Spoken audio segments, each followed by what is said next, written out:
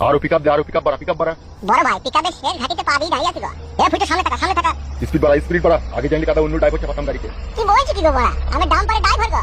তুই যা গাড়ি চালাচ্ছিস দেখে মনে হচ্ছে তুই টোটো চালাস। সামনে টাকা রেখা দা। 400 টাকায় ড্রাইভারকে মজুরি দেবা তার কি হবে? গুদমুকু ছোড়া কেনা, দুই চর মারবি গাড়ি থেকে নামিয়ে দেবো।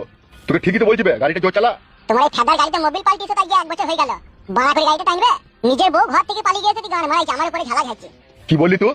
আমি যা বলি ফেদার সামনে। তুমি গুদমারানির ভাইজি, তা তুমি সামনে বলবো না? বসে থাকেন বেশি গাল দিলে গাড়ি লেগে খালে ফেলে দেবো। তো উন কই না বড়া সামনে টাকা রে বড়া। গাড়ি খালে ফেলে দিবি? তা কি করব? কানে গোড়ায় বকালি খালে ফেলবো না তো কি করব? বে তুই তো জানিস আমার বউটা পালিয়ে গেছে, আমার টেনশনে ঘুম আসছে না, গাড়িটা জোর চালাতে হবে না তোকে হবে? তোমার বউ হচ্ছে পাকা বাপ ভাতারি, ওর পালানোর স্বভাব। বলে গাড়ি জোর চালিয়ে জীবন হারাবো নাকি আমরা? তুই গুদমারানি ছোড়াকে আমার কিরকম সন্দেহ হয়েছে। কিসের সন্দেহ? এ ফুটু ফেদার সামনে টাকা এখন হাতে লেগে যাবে। আমার বউ পালানোর পেছনে তোর আবার হাত নাই তো? তোমার বইয়ের পাকানে জং পড়ে গেছে, ও পালানোর পেছনে আমার কেন হাত থাকবে? আর ও পাকান আমি লুবই বা কেন?